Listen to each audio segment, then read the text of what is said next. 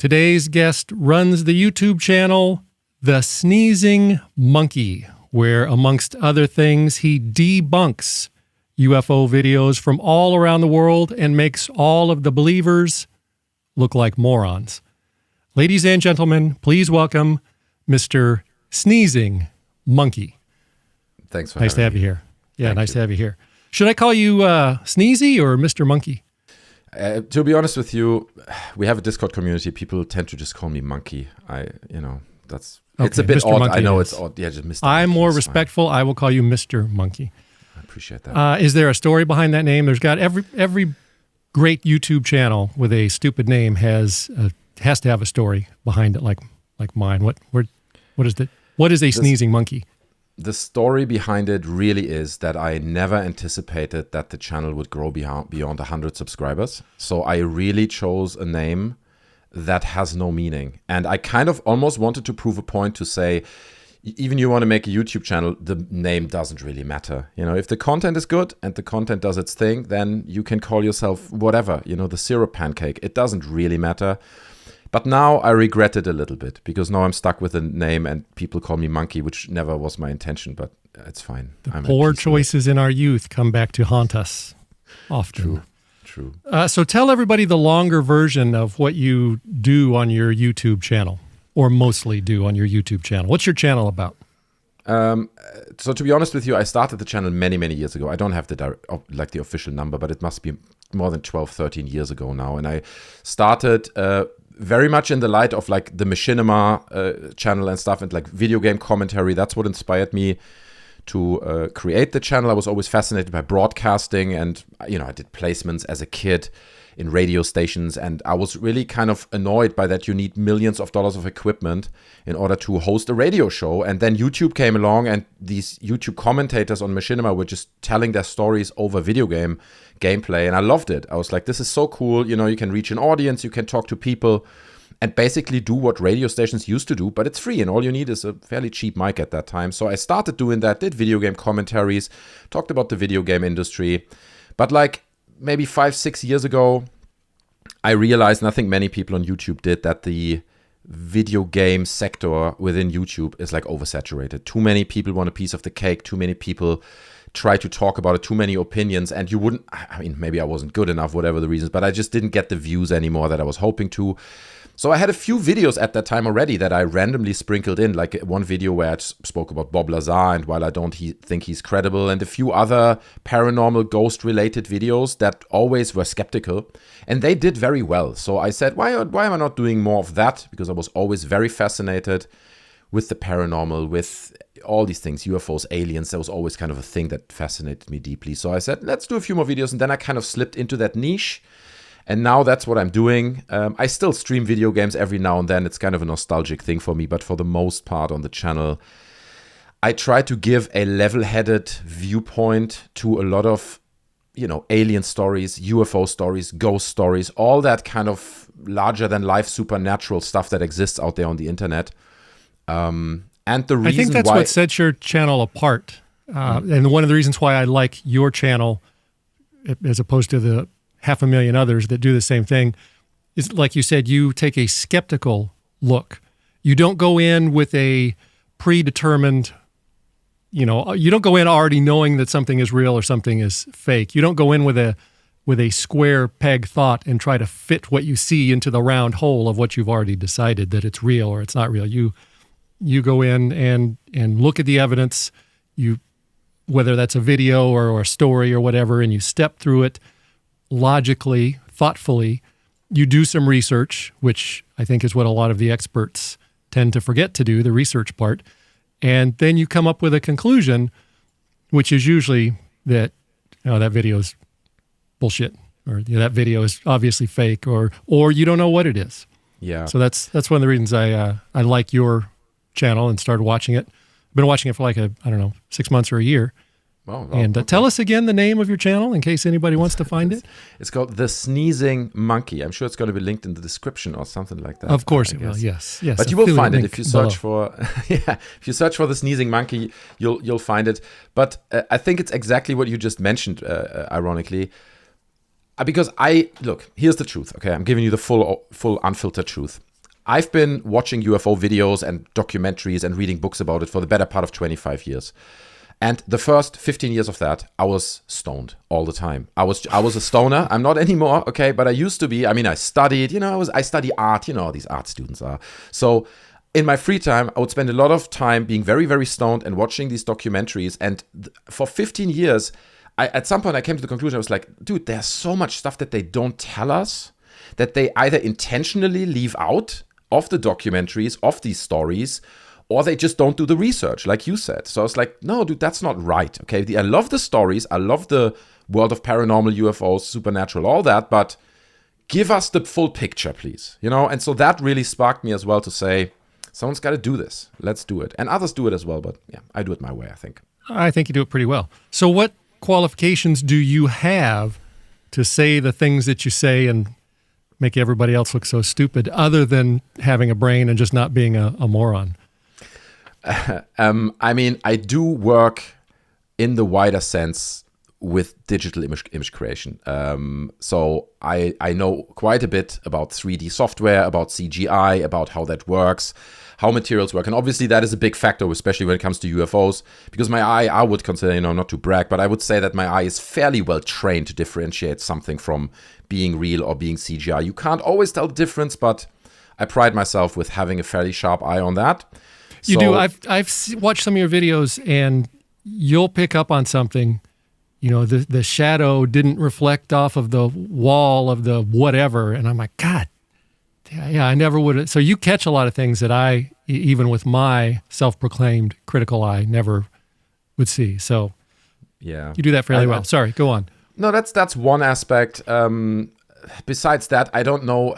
Kind of the same. You can turn the question around. If you call yourself a ufologist, not you per se, but the people I speak about, what is your qualification? What makes you a ufologist, right? Like so I don't think you can have necessarily a professional It's like you said earlier, background. they have a microphone and an internet connection and they're on YouTube. That's the right. qualification half of the time.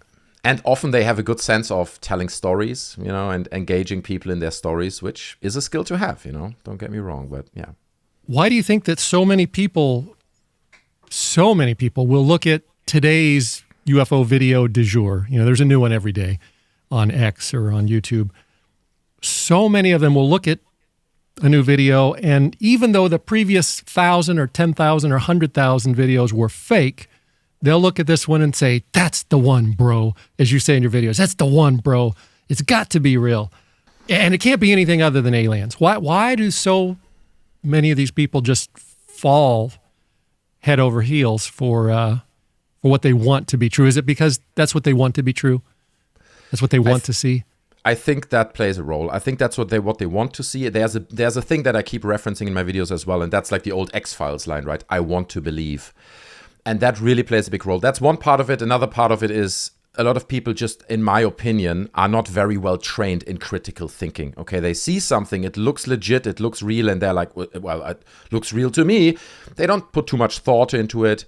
But this whole idea of I want to believe, and I think what's interesting in what you're saying is, from what I perceive, it's just me anecdotally observing this, but there seems to be an influx, like an increase in people believing UFO stories, sharing UFO stories in the media, as you say, on X, on Twitter, on Reddit, where I spent a lot of time.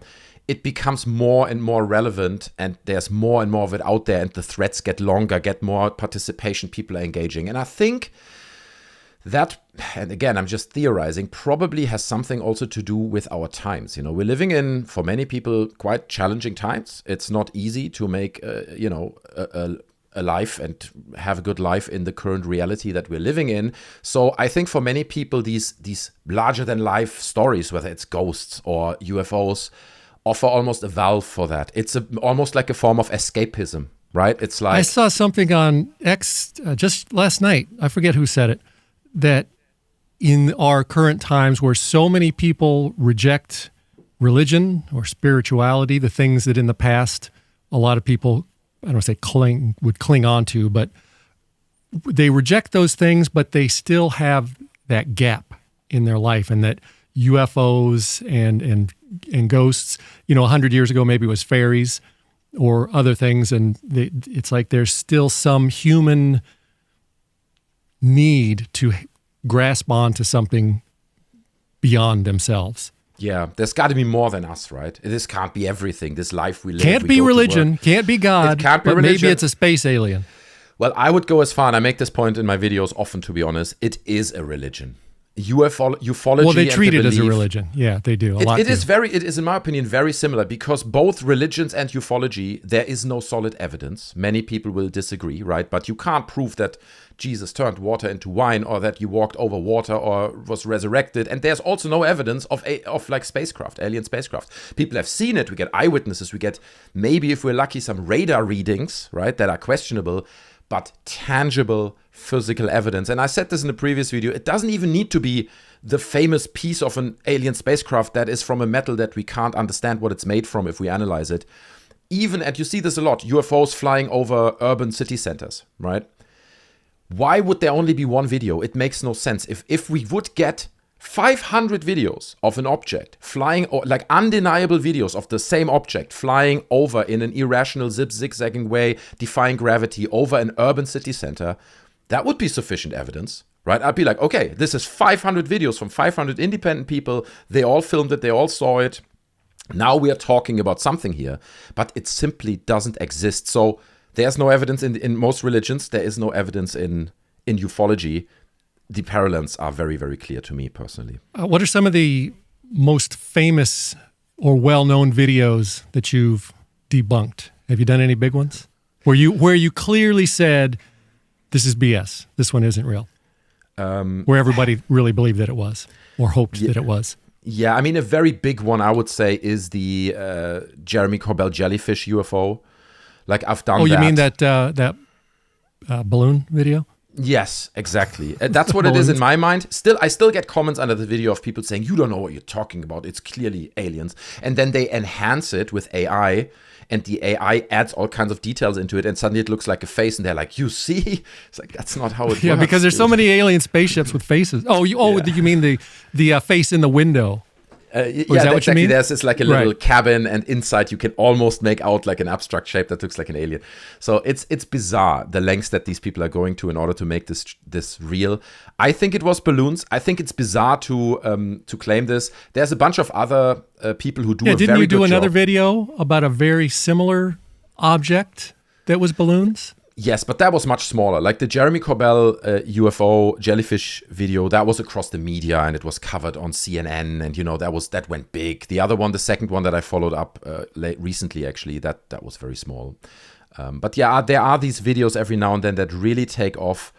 I think a big problem, specifically, just to stick briefly with this jellyfish UFO video. There's also Go Fast. I'm not sure if you're familiar with that one. It's a military video that shows an object that seemingly flies over the water very, very fast, and it's like an orb. And again, it's been filmed by the military, so widely discussed. And I'd like to reference another great debunker here, also widely criticized by the believers. But Mick West did a great video on that as well, breaking down his thoughts on that. And a big point of both of these, the Go Fast and the jellyfish UFO, is that people don't understand how parallax effects work, right? So in a nutshell, if you're in a plane and let's say the water surface is a kilometer underneath you, right? So 1,000 meters. And there's an object that's fairly close to the plane, like it's 100 meters close to the plane, and you have a camera that has not a strong depth of field. You will, as the plane moves, film this object, and the background will move insanely fast. But that doesn't mean the object moves insanely fast. The parallax effect creates the illusion of an object moving extremely fast. And there's a few videos I've debunked as well that clearly have this effect. And again, it is this aspect of people, they just don't have the knowledge how this stuff works. And you really need to look into it in order to read this footage and be like, oh yeah, that's clearly parallax. So there is also a little bit of an educational aspect there that I hope where I can reach people. And afterwards, the next video, they'll be like, oh, that's this parallax thing he spoke about. Hopefully they'll start to think for themselves. Hopefully, yeah. But they never do. What about the Tic Tac video? What do you think about that one? That's an interesting one. I haven't done a video about it yet. I'm doing research in the background. I mean, this is, I guess you're talking about the Commander Fravor video. I was going to say, yeah, tell the viewers that may not be aware, because I think that between the video and Commander Fravor's story, which is he's a very credible witness, And I think there were other witnesses as well in his group that have either come forward or that he at least claims are there. So other people saw this thing, and there's radar tracks of it as well. That's right. Right? And military video, very famous video. Mm-hmm. What is it is. It's obviously, it's space aliens, bro. It's got to be space aliens. Look, there are cases that are very, very difficult to debunk, especially since, okay, there's radar reading, there are witnesses, but I wasn't there. I didn't see it. In the end, besides the radar readings, it's a bunch of credible people, admittedly, telling a story. In this particular case... Well, with evidence, though. If you video call evidence, radar evidence. If you call radar readings evidence, I said this in the past as well. My father used to be a pilot, commercial pilot, his whole life. So I've met a lot of pilots. I've met quite a few people who work in like ground control, right? Who are basically controlling and looking at radars all day. And if you speak to those people, they say as well, you do get obscure radar readings sometimes. And that doesn't mean there's actually an object. It can be geological phenomenon. Other things can trick but when it radars. lines up with what people are seeing at the same time... True. 2 and 2 usually equals more than 2. If it walks like a duck, it looks like a duck. It could be, yeah.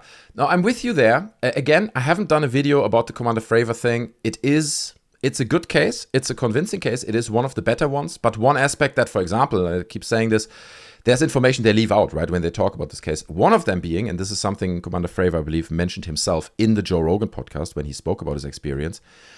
They did fake UFO incidences in the past, and he admitted that in his podcast. They being the U.S. government? No, himself. He as a pilot. Oh. And the way they did this is how, again, you can go check it. It's in his episode where he talks to Joe Rogan. They flew in kind of a stealth mode with their jets through the desert, right? Over the desert in Arizona, I assume. And they saw people were camping, right? So there was a little campfire and a bunch of RVs or whatever. They saw that. So from a distance. So what they did is they kind of stealthily flew over that campsite and then straight up went 90 degrees into the sky, put the afterburner on. And so suddenly from almost no noise, it's extremely loud, right? But these guys at the campsite would be looking up and all they would be seeing is a ball of fire descending into the sky because you're looking from underneath at the afterburner, right? Because they're flying straight up into the sky in an effort for them to say, bro, we saw UFO, man. And they just had fun with it, right? He says this himself. They did that. So again, it's not evidence that discredits him or his story, but it's like, you know, here's someone who tells a credible story, but also admits that in the past he had fun with UFO legends, lies, whatever you want to call it. So, but he's not having fun this time. Look, I don't know. He seems very credible. He seems really credible. He does seem credible. Sounds very credible. I'm working on a video, but that's the point. If I make a video about it, I want it to be watertight and I want to make really, really valid points. And at this point, I don't have enough valid points to really discredit that story and make sense of it. So, well, not having a valid point is also a valid point. Is that I guess you just don't know. Sometimes you don't know.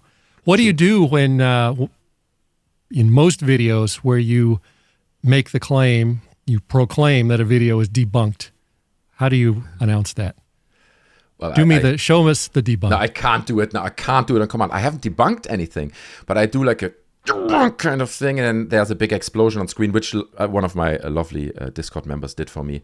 So it is always there's a big debunk moment, and I get a lot of comments of people saying, actually, bro, you didn't debunk anything, okay? Because debunking, and then they define that I should go out and test it, and only then it's like, I get it, we're getting into semantics here. It is, but it's a thing I do. I don't know if it's right or wrong, but it's all very entertaining.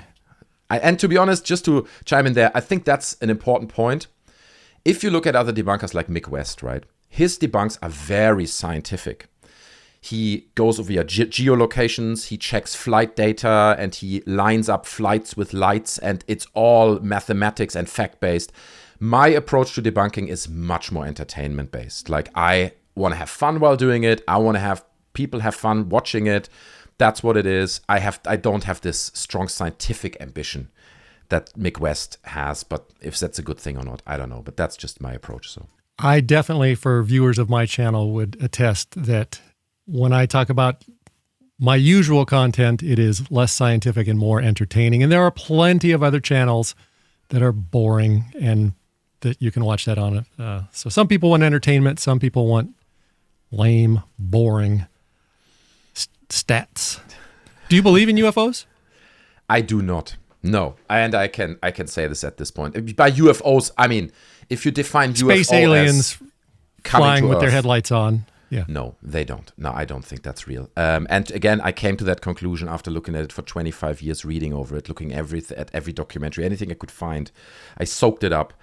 And I have come to the conclusion, just for myself, that it's all nonsense. I believe that in this vast universe that we are part of, there must be life somewhere, right? There's almost 100% chance life exists. But has this life come to Earth? I don't think so. So do you believe that there's something out there that some people, that 1% of stuff that's not fake and that can't be explained, is there something going on? Is there some objects of unknown origin, military, that's not necessarily from outer space, that's making people claim to see some of these things? Yeah, military for sure. For example, I think the best explanation for this Commander Fravor Tic Tac thing is some military tech that we just don't know yet and what it is and how it works. There are definitely unidentified craft flying around and objects, but it's always, if you would be able to stop time and go close to that object, hypothetically speaking, you would always be able to say, oh, it's that. It's always man-made. But again, that's my opinion. People may disagree. And the other thing to mention there is I've never seen a UFO myself. So I've never had, like, if you've seen a huge triangle, right? Like there might be, for example, people who have seen the Phoenix Lights incident. I don't know if you're familiar with that. I am. That was a long time ago. Mm-hmm. It was a big news when it first came out in the 80s, early 90s? I think mid-90s, I believe it was, yeah. Okay. But wasn't that debunked a few years later already by showing the outlines of the mountain and how the flare, I'm just going to call them flares, the lights disappeared with the exact outline of the mountain that is there in daylight? It's a fascinating story because the flares are only one part of it. It is true that the military dropped flares that night over that area.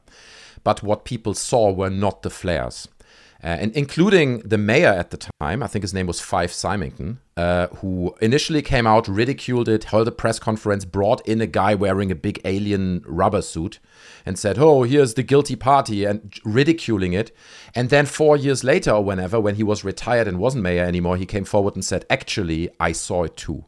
And it was insane. It was a ginormous V-shaped object flying over the mountain range. I could clearly see the shape against the night sky, right? It was not flares. It was a physical object that flew overhead, and that's the mayor. And I mean, there are hundreds of people, and I still get comments under my video about that saw this object silently hovering over Phoenix. Okay, so that is a famous case. However, and I break this down in my video, and many people disagree. At that time, there was a company, and they still exist. I forgot the name now. Powell Aerospace or something like that. I don't want to lie. If you search on YouTube for the Phoenix Lights Debunked, you will find my video. And what they do is they produce giant V-shaped inflatables, and they are huge. They are the size of a football field. But they are basically just like big sausage-shaped V-shaped inflatables.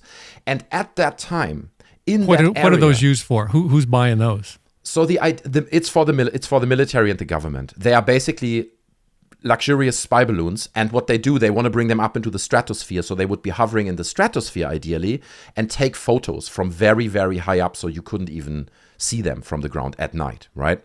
So it's a military thing. Now, this particular company, Powell, I don't want to say the name wrong, but this particular company, they were not experimenting with those balloons at the time, but they were already selling this technology and plans how to make it to the government at that time. And it is fair to assume that the government was experimenting in the area of Phoenix because, loads of desert at night because you don't want people to see it. It's a top secret project during that time. So the theory is that one of those giant craft, while they were experimenting with it in the desert, and obviously it has lights underneath, right? So giant V-shaped inflatable lights underneath, it escaped, it cut loose, they somehow, lost the rope that attaches it to the ground, and it just flew off. And it just hovered silently over Phoenix. And I mean, dude, imagine a giant V-shaped object with lights underneath flying over your head silently. That blows your mind, right? You don't know what the government's experimenting with. So it's a fascinating story, but I personally think it is debunked. It was just a massive inflatable with lights underneath. But the size of it blew people's minds, and it's legendary till today. A lot of people think that if these things, the lights, whatever, aren't from space aliens from other galaxies, they could be super terrestrials, just another race of beings that's been here on Earth forever, living under the ocean or under Antarctica or whatever, or that they're intradimensional, some sort of beings, maybe spiritual beings coming in from other dimensions. I'm not smart enough to say, I'm smart enough to say I don't freaking know. So you don't believe in any of that. You're firm that it's the government, or 99% are just fakes. Yeah, it's a lot of fakes. It's the government. It's geological phenomenon as well. That's another thing. We've seen light reflections that do incredible things. Like, I've debunked a few videos where you would see these incredible light formations in the sky, in the clouds, right? And it really looks like a bunch of lights in the clouds. And then it turns out actually what it is, it's a rare weather phenomenon. If the temperature at the clouds is just right, the cloud surfaces freeze and they work like a mirror of the city underneath. So what you see, these lights are literally a reflection of the city that's underneath the clouds. And you look at it from the ground up and you're like, my God, this is a huge craft in the sky. Actually, it's just the city lights you're in. So I believe it's all explainable. The examples you give, interdimensional beings, there are fascinating stories out there. But the problem I often see with it, again, is not, it's not people who come forward and say, well, interdimensional beings, I'm an expert in this field. I have researched this my whole life. No. I'm sitting on the couch taking my break from my shift at Arby's, and I have determined that it's a interdimensional being. That's what it usually is. Pretty much, right? It's like self-proclaimed experts. And to an extent, that's what I am as well. So I'm not putting myself above anyone. But many of these claims, like, we have no shortage of incredible stories. Okay, humans love stories. They're all about it. So, yeah, it has no credibility for me personally, but Well, speaking of some of the guys, self-proclaimed experts, some of the guys that you find on YouTube or X or wherever these guys are making their money, some of them really know what they're talking about, and they are maybe actually have credentials. They're not self-proclaimed. They actually do know what they're talking about. Someone like George Knapp. All right, who broke the Bob Lazar story years ago. He was an actual reporter, investigator.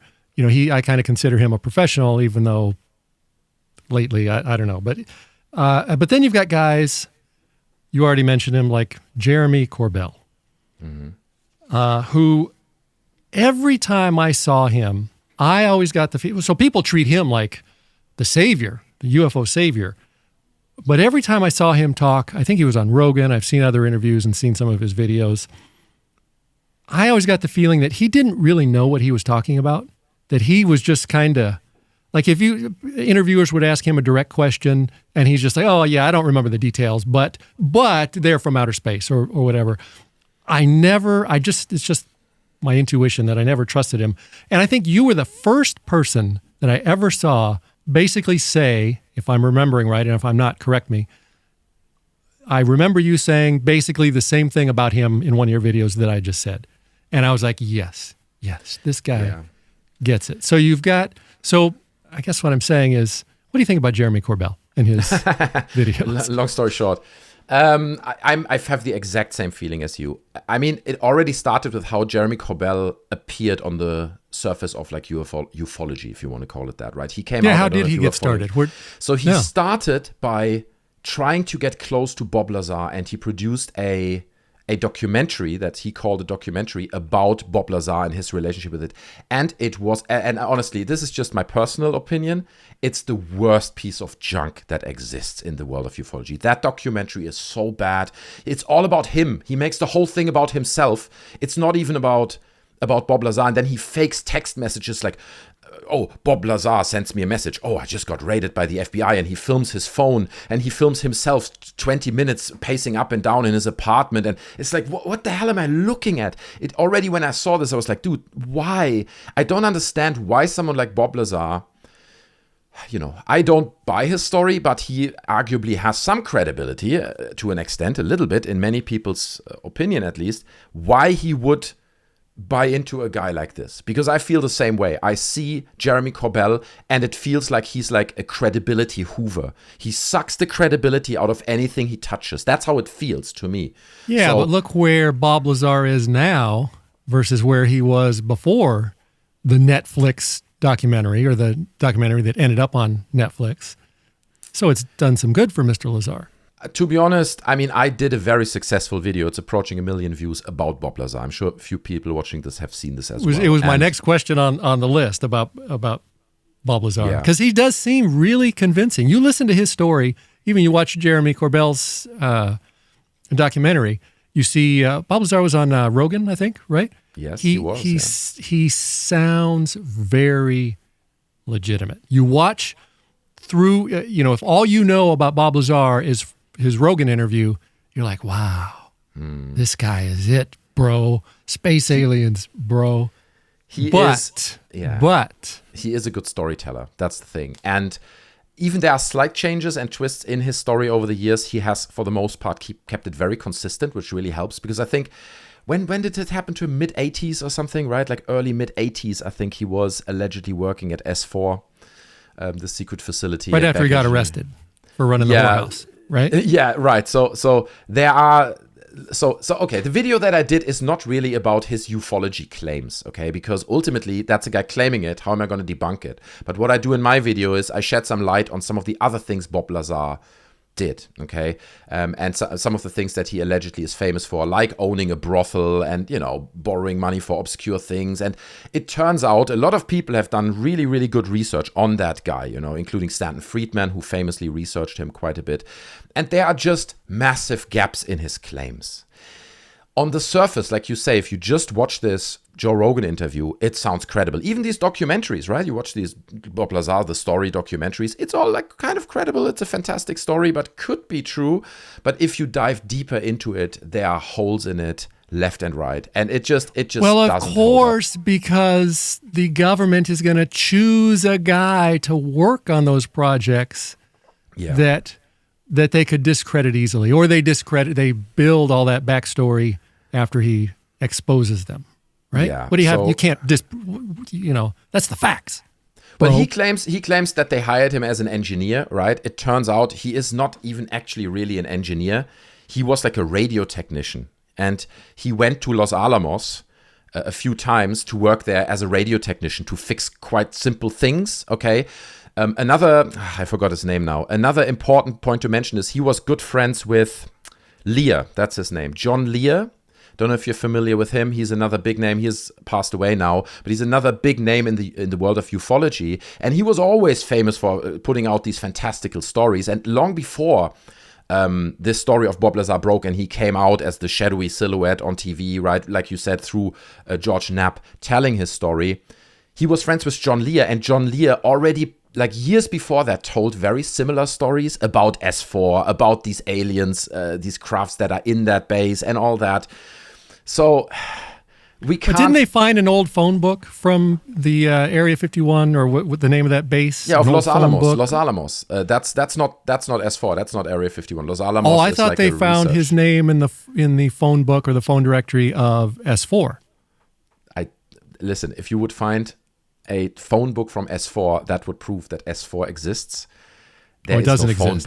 It doesn't. The government says it does not exist. Okay, so it was Los Alamos that they found his right, and he was in there because he was a radio technician. His name was in there because he's a radio technician, and that's also why people like Stanton Friedman did the research and find out that all his credentials of him claiming he studied at MIT and all that, it all can't be backed up. And then Lazar's like, yeah, that's the government. They hate me, so they delete all my records. It's like, I don't know, bro. I mean, I think Stan Friedman, don't quote me on this, but he even went to MIT. He spoke to these professors that allegedly taught Bob Lazar. None of them remembered him. None of them was like, yeah, I remember that guy. Like, there are too many holes in his story for it to be credible, in my opinion. But so if you're right and all this UFO stuff is fake, then who is making all those crop circles? Because there's no way humans could make those crop circles, bro. No way. To be honest, that has been widely debunked. It's people have come forward in the 90s and early 2000s and have said we did those circles, and they did some of the very complex circuits and formations where people were like, nobody can do this. They keep turning up every year. To be honest, I missed my window this year because I don't know why, but they mostly turn up, during summer, and so it's a weird thing. I don't buy that at all. To be honest, I think the crop circle thing it's a bit like graffiti. And this is something I grew up with. I come from a graffiti background, okay? Like I used to spray graffiti when I was younger, and this is how I kind of got into art and all that. So I still have contacts to graffiti people. And a big part of the graffiti culture is, we're going to bomb this train tonight. And it's like 6 wagons. So we find a word with 6 letters, and one wagon gets 1 letter. And we want to make it so big that whoever sees us, they're like, how did they pull this off in 25 minutes? Like, that train was unattended for 25 minutes. That's impossible to achieve. But those boys pull it off because they plan it and they go into excruciating detail in their planning. You wouldn't believe into how much planning and preparation they go just to put those letters on those trains. So I think the crop circles is a similar thing. The idea, and that's what these guys who came forward and said we did those many years back, the idea behind the crop circles is to create something that feels larger than life, to create something that is an art piece in the sense that it makes the viewer question reality. That is so impressive and complex that anyone who sees it is like, there's no way anyone could do this. How would you? But it is possible, and they are pulling it off, and that's their ambition. They want to blow people away, and I think that's what they're doing, right? People can't imagine how that would be done in one night. Now, I thought you were in Germany all this time, up until we talked yesterday. The birthplace of the Volkswagen and the pizza oven, apparently. But you're actually in the UK, right? Yes, I live in London, yeah. Many years, 15 years already, so long time. Okay, so I did an episode a while back with a guy from the UK in Manchester. Mm-hmm. He sounds like he has a Ringo Starr accent. And I brought up in our talk how cultural diversity was seemed to be destroying the country from within. And I started asking him questions about it, and he clammed up. He wouldn't say anything. Mm-hmm. And we had to stop recording, and he's like, what the fuck are you asking me these questions for, man? He's like, I can't talk about any of that stuff because they'll put me in a cage. Is that true? What happens if you... That cultural diversity destroys the UK right now? Is that your question? No. No, the question is, if you talk about it or if you go against whatever the narrative, whatever that narrative is, it's cultural diversity, whatever, is that true that they will lock you up and put you in a cage? Nobody gets locked up. Nobody gets locked up. What do they get? Do they get a visit from the cultural diversity police? That is not a thing. That doesn't exist in the UK. What does exist is a law that has been formed not long ago by the Conservative government where they basically forbid people to protest. It's an anti-protest law, and it gives the police extensive rights to shut down protests with violence, which like much more rights than they previously had. They can use violence against protesters, shut the protest down, and there will be no questions asked afterwards. So that exists. Those people will knock on your door if you have opinions that are not popular. Like, for example, if you criticize the government, that's not something, especially if they're conservative, not something that they like. So if you criticize the government online in a YouTube video or on your Facebook or whatever the criticism. No, I don't think so. No, it's very much connected to physical protest. And if it's just you and 2 mates holding up signs, nobody will give a hoot about it. But if you gather with 3,000 people in front of, the government building, any government building, and then cause a ruckus, it is possible that they bring in, SWAT or any police, whatever it is, and they shut you down. They remove you and arrest half of you guys. That's possible. So you don't have the right for the government to not interfere with your freedom of your speech. So that is kind of the tendency we see to an extent over here in the UK that quite a few people are concerned about. But we do have a Labour government now, okay, which has a much more liberal and left-leaning approach to these things. And I think through that, they haven't reversed the law yet, but my hope is that through that, we will see maybe a reversal or like a loosening of that law where they basically give people a little bit more of their right of freedom of speech back. That's what makes America the greatest country on earth for now. Do you ever watch or do you care about what goes on politically here in the America? Yeah. I'm way too close to it. Many of my viewers and my Discord community are United States people that are based in the US, all around. Like I've got everything from East Coast to West Coast. I've got a very good friend on the Discord community who's from Montana. So it's really all around, and I get all these opinions. I'm currently closely following. It's not political, but what's going on in Florida with the hurricanes and stuff. It's wild, and I'm pretty close to it. Yeah, I would say so. Yeah. Yeah. So I know you keep your politics out of your videos, but from what I've seen, little bits in your videos and what I've seen on your X, we have, I think, completely 360 degree opposite plus 180 more degree opposite views. You think this way and I think that way. Very different. So we disagree, I'm sure, on a lot, which is okay because we can still talk to each other. We can still be friends and disagree. I grew up in a world where two people could have a conversation and not agree and not have to destroy each other to prove who's a winner. I also grew up in a world where it was actually considered rude to talk about politics or religion in public. It was just common sense because it was rude. But because there would be no way anybody with a brain knows that you will never change someone's mind about their politics or their religion. And you can argue about it and go back and forth all day long, and there is no result. You get nothing out of it. Yeah. But what do you think my question to you, sir, is what do you think the average person over there in England land or wherever it is you're at, what's the average person's view of over there of people here in the U.S.? This isn't really political, really necessarily.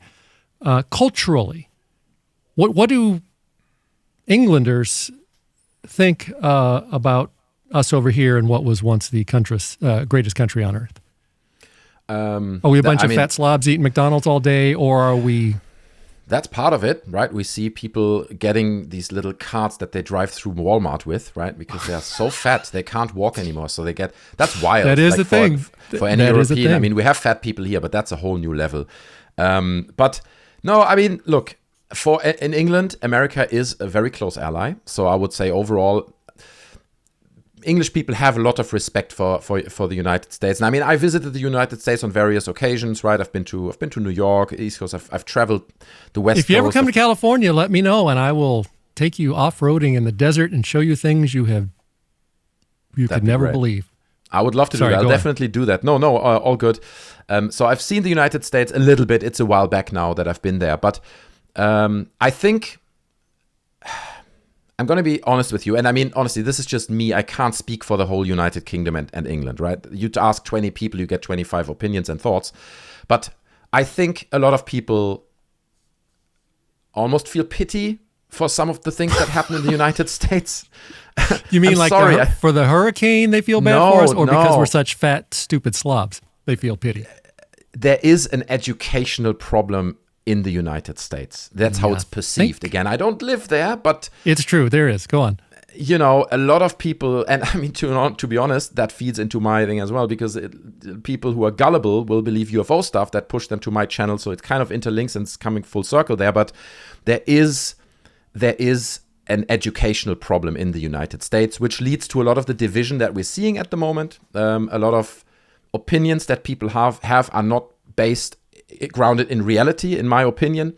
And, we're living almost in a post-truth age, and the United States is leading that. We see this in the UK here as well, right? Boris Johnson, other people, they lie left and right. It's all about lies.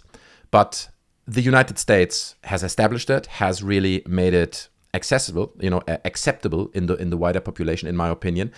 And yeah, that is a problem. And then also other things, I mean, when I say we feel pity, like for example, the United States healthcare system, I have people in my Discord community that say I have this excruciating tooth pain since 2 weeks, but I cannot afford, because I have no insurance. I can't see a doctor over it. I don't know what I'm supposed to do, right? So, they go to the dentist, not the doctor. That's what they do. Well, fair enough. No, but I mean, this is me. This is my vocabulary.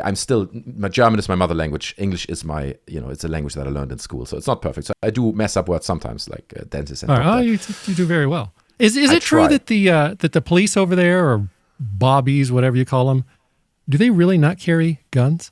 They do not carry guns. That's true. In Germany, they do. None of them?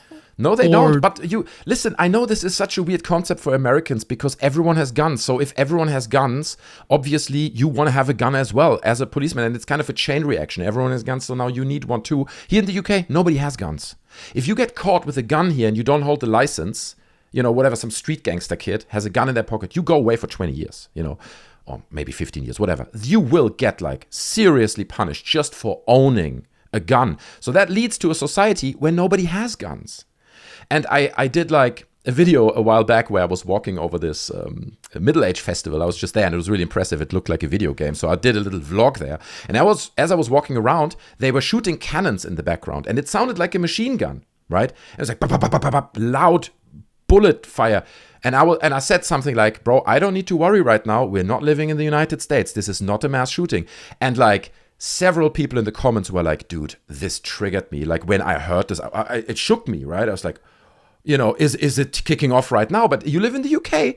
Nobody shoots over here. We don't shoot. We don't have guns. We don't need them. So this is another thing where, to be honest, I feel a bit pity for the United States because they've maneuvered themselves over such a long time through the Second Amendment, it is, right? I don't want to lie.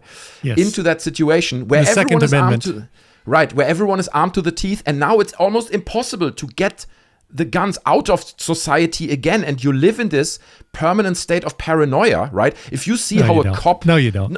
Go on. No. Okay, let me make my point. So if you see a cop, and I watch a lot of these, videos on YouTube where they have these police cams, right? These little, whatever they're called, chest cams. And a cop approaches a car in the United States because of a traffic stop. Dude, it's a whole different way they approach that car, man. There is a level of paranoia in everything they do because that guy with the quite high percentage has a gun somewhere in that car, and who knows who he is, how on edge he is, and he might use it. So as someone who lives in the United States permanently, you don't notice it. But as someone who lives abroad, you notice it left and right, that there is an omnipresent paranoia that manifests in loads of small situations in the day-to-day life that stems from everyone potentially being armed. And again, this is where I'm like, I do not want to live in a country like that, personally. I love the United States. It's one of the most beautiful countries I've ever visited. But that shit, not for me. So, well, if you come to California and I take you off-roading, I'm licensed to carry a gun everywhere, so be warned. A few hundred years ago, your king sent a bunch of guys over to take away our guns. So you know what we did? We shot them all. USA.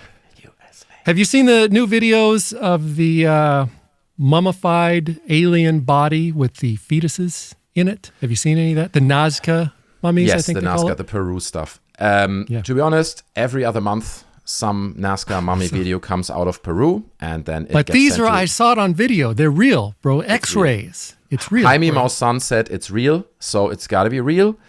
He's the expert in Mexico. Is that? Yeah, I believe he's right? a journalist, right? Well, he started out as a journalist, like George Knapp, didn't he? Just like George Knapp, just like Linda Moulton Howe, right? Who all did, to an extent, at some point, credible and important journalism, but then over the years, their credibility, in my opinion, suffered so hard. Now there's nothing left of it. Especially Jaime Maussan. Already 15 years ago, he did these presentations where he presented, at UFO conventions, like UFO videos and stuff like that. And it was like half of them were already debunked at the moment when he presented it. So it's like there's no credibility left in this guy. But when it comes to these Peru, the Nazca Mummies, what's interesting is, and there's a few, so I'm not sure exactly which one you're referencing, but there's one they found recently, the little one, this quite little one that looks quite elongated and stiff. I don't know how to explain it otherwise. But they scanned it, right? They did an X-ray of it, and you can see the bones inside. And it's like, oh my God, there are bones inside. There's a skull and arms, and there's a femur bone and everything. So then they showed it to an expert, like to a biologist, someone who is an expert in bones. And he said... An expert in human bones and an expert in human biology. Well, to be honest with you, how certain joints interlink is kind of... It's from outer consistent. Space, bro. Okay, they're from outer space. Okay, fair enough. But he basically said... This creature with that bone structure would not have been able to even stand up because he saw and he concluded that some of the bones have just been sawed off to make them fit, right? So they sawed off like whatever it is, pig bone, put it in there, and they just cobbled together like this skeleton. And I've done a video about that as well, like breaking that down in more detail. Like, well, these videos I've been seeing, I think, are all brand new. I've been seeing them on X, of course, the source of truth. Where they've got they all have 3 fingers, right? Yeah. And they have these, they called them implants, metal of some kind. Although I was watching one today and they were saying, okay, it could be an implant. It could just be that it was, a jewelry or something. But they were strange either way. They were exotic and obviously from outer space. But they had babies inside them. So you haven't seen those ones with the babies?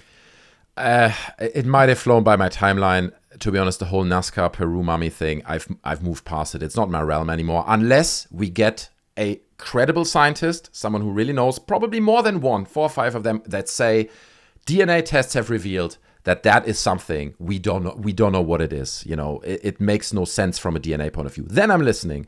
But until that happens, which will not happen, okay, because it's fake, in my opinion, I'm not even looking at this stuff anymore, to be honest with you. We'll find out, I guess. You got to keep your eye on the X. True. I've seen some of your videos that you've done some ghost hunting as well. You just recently went to the most haunted prison in England land. How did that go? Did you see any ghosts? I didn't necessarily want to do this. This is something that kind of happened organically. I do live streams on my channel, and someone pointed out in chat saying, "Hey, dude, you know, you talk about ghosts sometimes. There is this prison. It's called Shepton Mallet Prison. It's been decommissioned, I think, in 2013. So it's in fairly good shape, but it is allegedly the most haunted prison in England. It's been built 1623, so it has a long history. Many people have been executed there, and many people report ghost hunting. And you can spend a night there for this much money." And I was like, no, I'm not spending that money. You guys are insane. And then they paid it for me, right? So they were like, how about we give you the money? So they did. So then, and they also paid the gasoline on top of it. And I was like, okay, so now I guess I have to do it. So you can't say no now. That's right. So I was more or less forced to do it. I was coerced into doing it. But it was great fun. It is 3.5 hours away from London, so I had to drive 3.5 hours through green hills, as you imagine the English countryside, until I got to that prison. Which I is imagine just village. A bunch of mud. Yeah, yeah, mud and donkeys. That's part of it for sure. But like once I got there, it is a very impressive, it's huge, very impressive prison, and you can wander around the whole prison the whole night if you want. And so I explored it with my flashlight. While I was there, I experienced nothing.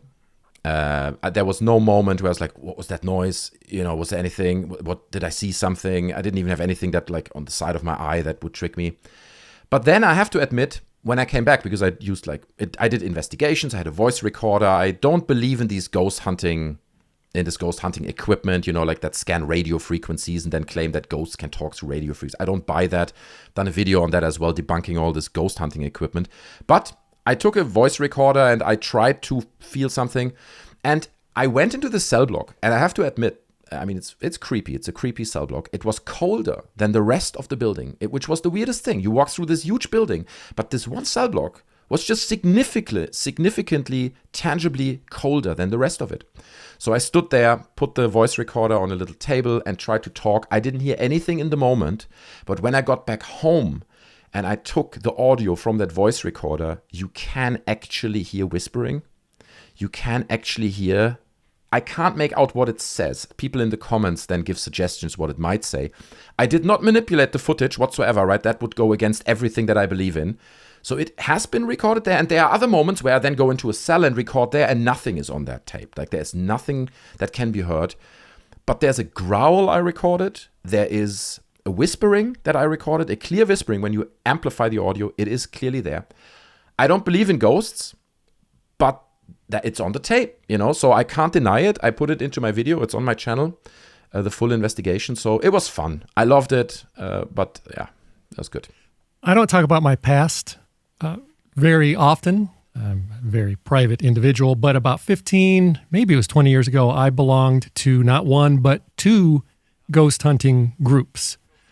And my role in the group, I guess every legitimate group has this role, is the skeptic.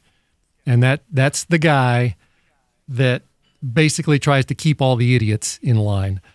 And Jesus, that was a hard job because in both of these groups that were not affiliated in any way, you know, I hate to be mean. Actually, I love to be mean, but these were some of the least intelligent people that I've ever met. And the worst part is that one was an elementary school teacher. We spent the night on the most haunted ship in California, or maybe it's just the most haunted ship in San Diego, I'm not sure. The Star of India. It's like 150 years old. And We had the whole ship. We were there all night. Didn't have to be out until 6 a.m. And that was also very creepy. You know, it has history and very, very creepy. We didn't see a thing, but we did the same voice recordings, or not voice recordings, but recordings. And when we went back the next day, we did hear something that we couldn't identify. It was very, very strange. You know, it doesn't mean there were ghosts, but it's very strange. A few people pointed out that I placed this recorder, in my case, on a little table that was bolted to the ground. So it is possible that noises from the building were amplified through that table being bolted to the ground, and then that's what the recorder picked up. To be honest with you, I believe that certain phenomena are real. For example, I have a good friend, she's Mexican, and she said they went skinny dipping one night in a pool, an indoor pool in Mexico, and they were all sitting around in a semicircle around the door. You know, they have teenagers and stuff. I don't know what they did. We probably don't want to know. But on top of that door was a picture frame. It was leaning on the frame of the door against the wall. And they said they were all sitting there and drinking and having fun. At some point, that picture frame was blasted off that wall. Like, not falling down. It was thrown with force into the middle of that semicircle because they were all sitting around that door and they all saw it, right? I have another friend who grew up in the village I grew up, a small village in Germany, and I know that his house is built on what used to be the burial ground of our village. It's not anymore, but it used to be. That's the key. Don't build on a burial ground.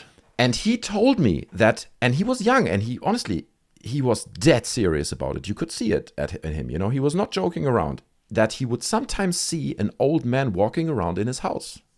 And his sister, independently of him, several years later, because they know I'm into this kind of stuff, told me the same story, the exact same story. She said, I sometimes, like, okay, I tell you this, but please don't tell anyone, okay?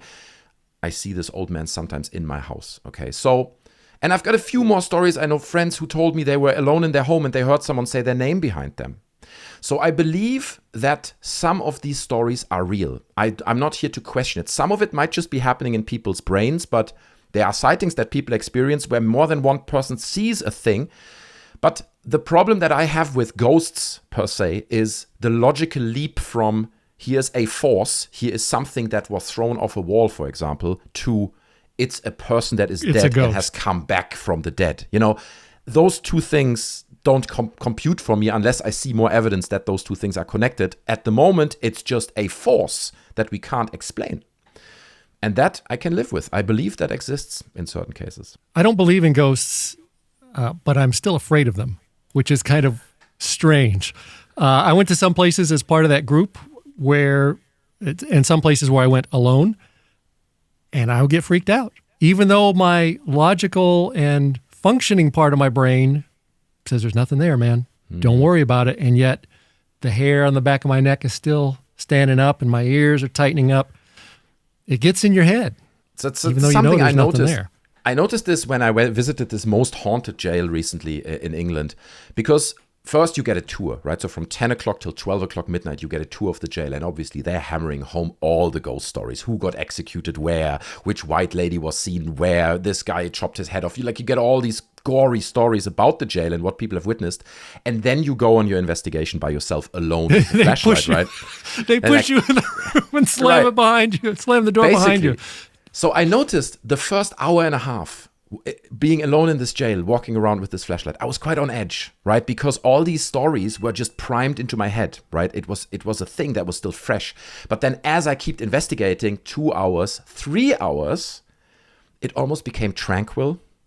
And the distance, these ghost stories, I did my big rounds through the prison 2-3 times. But by the end of it, by 3 o'clock in the morning, it was almost like, there's something really lovely and peaceful about this place. You know, it's nice, it's quiet.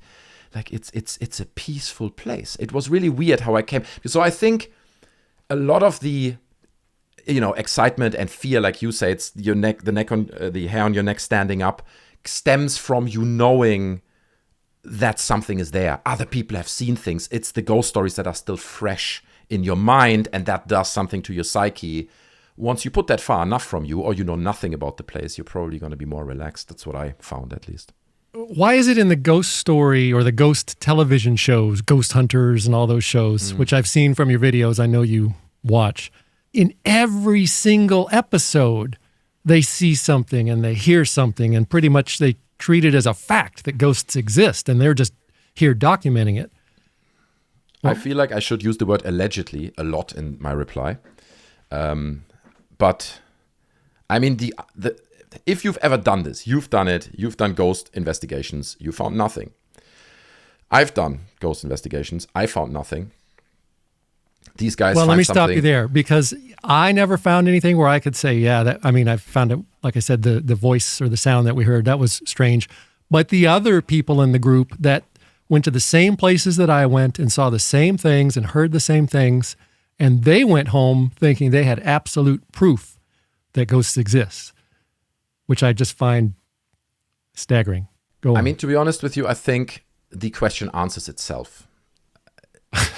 Do you know what I mean? If you are a entertainment reality TV show and your audience and your next season contract depends on something has to happen, something has to happen. Something is going to happen. Something is going to happen. That's it. And that's all I'm going to say about this. But one quick correction there. The prison I went to recently, they just had the guys from Project Fear over. Probably you're not familiar with them, but he's a guy who used to work with Zach Bagans, right?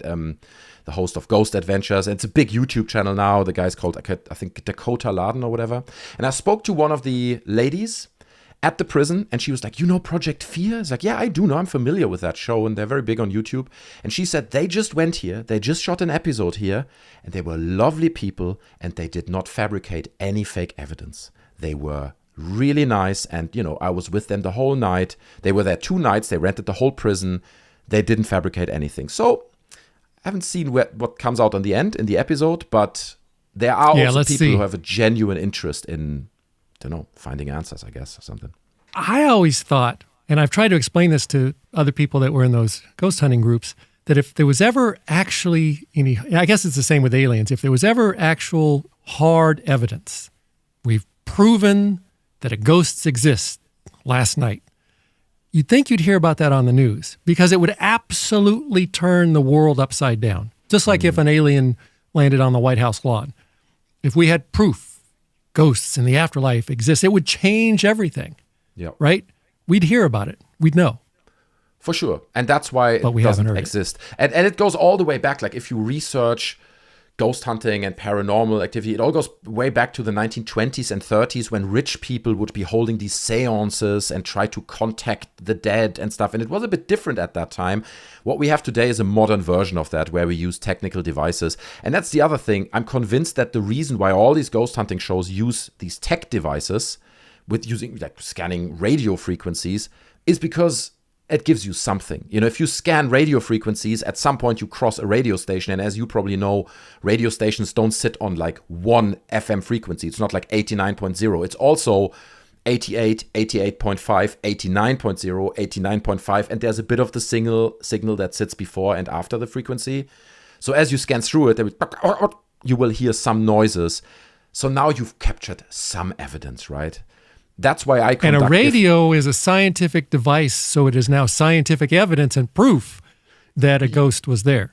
You're the expert, and that's the funny thing as well. Like when you ask these ghost hunters, and you're like, so why does a spirit talk through radio frequencies?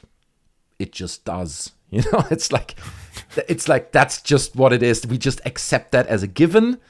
We don't ask why, but that's what they do. So, it's just how it is, bro. It's just how it is. Yeah, right. Just gotta believe. What about bro. the Bigfoot? Have you done any videos about the Bigfoot and his cousin, the Yeti? The Yeti. I have done a video about Bigfoot just recently. The Patterson-Gimlin footage, the most famous footage. The video. It is exactly the footage that we all know. The footage. And again, you know, as I said in my youth when I was stoned, I watched all these Bigfoot documentaries, and it's like they don't tell you 2/3 of the story.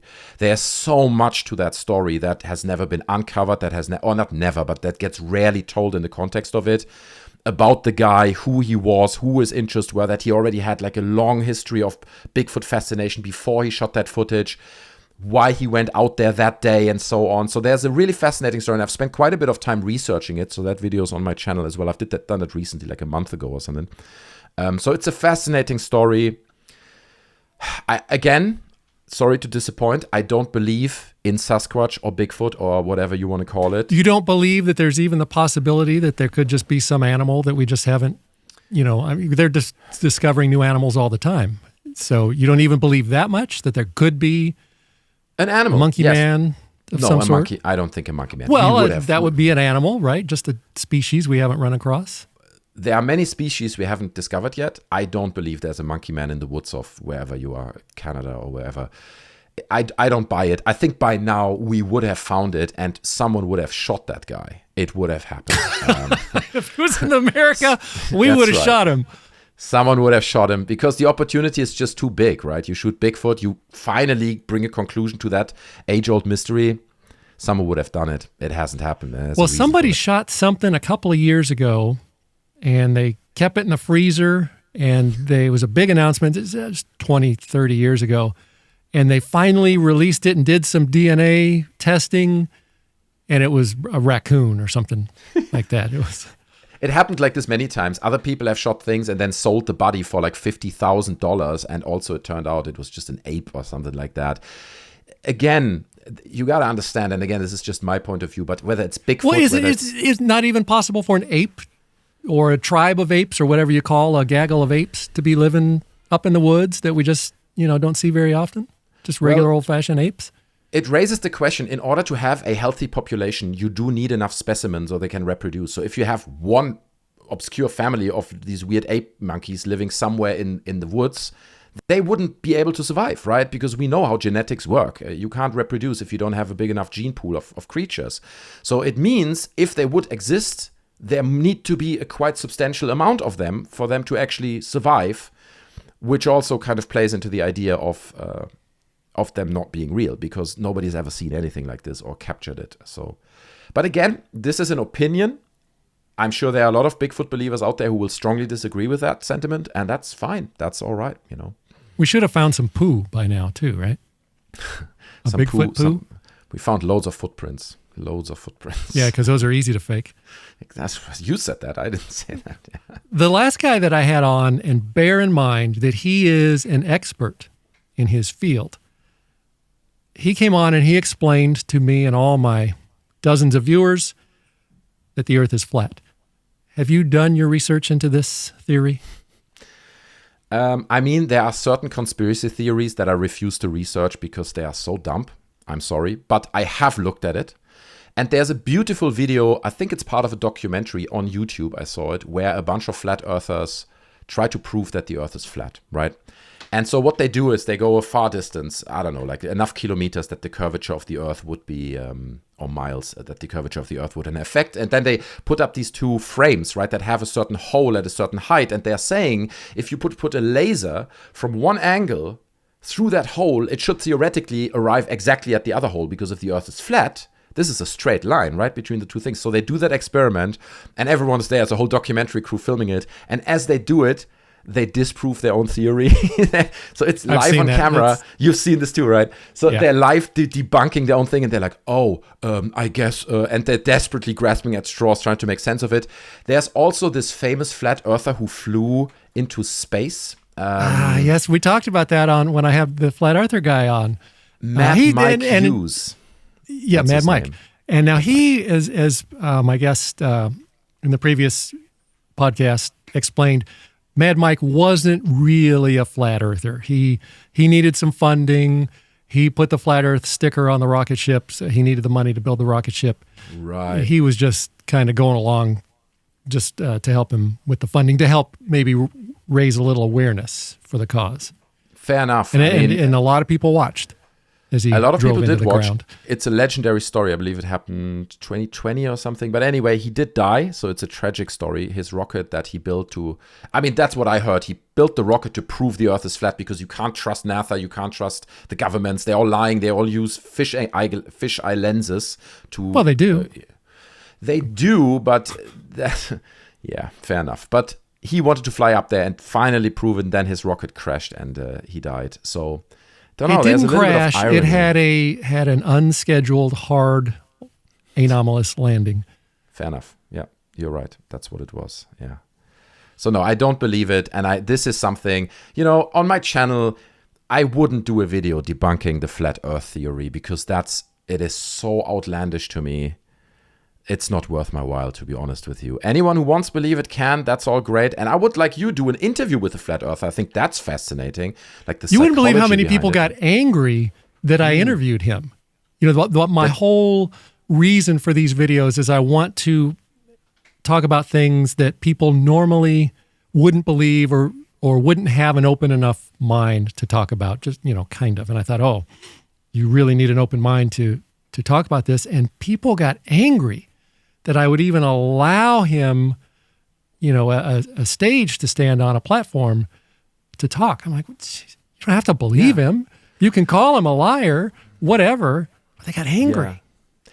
I mean, the big overarching question with these people to me is like, because some of them, and I think you said as well in the previous conversation, that he didn't seem stupid. You know, it's not like you talk to these people and you're like, okay, he is like room temperature. Yeah, I don't think he was. So. Yeah, he's not. Yeah. He does, in my assessment of him, because we had a pre-call. He's not stupid. No. So why are they doing it? Are they genuinely believing this because it's an obscure belief, or is it all a grift? I don't know. I don't have the answer, but that's fascinating to me, right? For people to shed some light on that, I guess. I am sad to say that our time is growing short for this interview. But before I hang up on you, is there anything that we have not talked about, or anything that you want to expand on, or go back to and talk about? I'm going to hand control over to you for as long as you want. You're going to be in charge. What else do you want to talk about? I mean, okay, let me throw it back to you. Let me interview you for a second, because what I would love to know. So these ghost hunting things you did, right, where you went on that ship and stuff, is that still available? Can I go and watch that somewhere? I want to see it. The channel, it was not. It might have been before. It was before YouTube was big. Mm-hmm. I don't think there's any video of that or any of the related videos. The main website that some of this stuff was on has closed down, has just shut down a couple of years ago. I don't know that there's any evidence that any of my story is actually true. It's a shame. I would love to see that. I think you would make a great skeptic in a show like that. And then I guess last but not least, a question that I love to ask people is, did you ever have any unexplained experiences, stuff where you're like, I don't know, not even you, like for example, my mom, right? My mom told me she did not really like her grandmother, but one night as a small girl when she was 7, she went to her mom, to my grandmother, and said, I would really love to be with grandma right now. And in that moment, pretty much exactly that moment, she died. By coincidence. She was in a different city, far away. There was no connection, right? And I mean, it's my mom. Why would she lie? She told me that story. That's a real thing. It's something I can't explain. And I'm wondering, have you ever seen a UFO, had experience like that, heard stories from people that you totally believe of things like that? Not for UFOs. There are a couple of ghost stories in my family that my brother and my father, they're both passed away now, but they both swore up and down my entire life that these things happened. But they were either before I was born. It was one event in the house that happened either before I was born or when I was very young. So I didn't see those. It's just family lore. But there was one time when I was very young that as we were watching TV in the television room, we had a hallway that ran by the television room, and there were lights along the hallway. And the only switch for those lights were at the other end of the house. The hallway ran through the whole house. And one night, like every other night, we're watching TV, the whole family, everybody in the home was sitting right there next to me, just me, my mom, and my dad at the time. And those lights turned on right in front of us. And my dad, who also told the family lore ghost story, but I don't really know that he believed in ghosts. He was a little freaked out. And my mom was like, what the? And I was 4, 5, 6 years old. I was very young. It was unexplainable. My dad explained it as that the switch, that particular light switch, some light switches are just kind of a smooth up and down. You turn it on, you turn it off. This light switch had like a spring in it. And it was possible, I guess, maybe theoretically, that if somebody had partially turned it on. It was partially in the on and off switch, but state, but it was actually off. That then over time and temperature changes and the humidity and that it just popped up.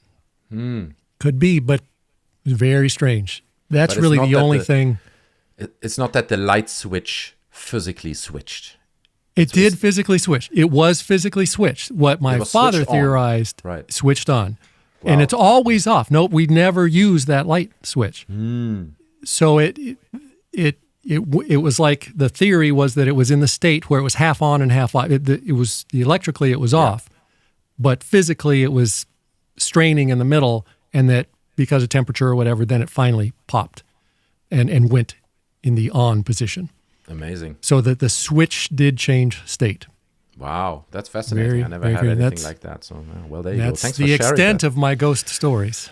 Yeah, but that's world that's exclusive. Yeah. Never shared any family information on my channel. Well, there you go. No, but it's been great fun. Thanks so much for having me, Randy. I appreciate it. I think Thanks for coming on, Mr. Monkey. Yeah, I'm glad that you took the time to come on and tell your stories.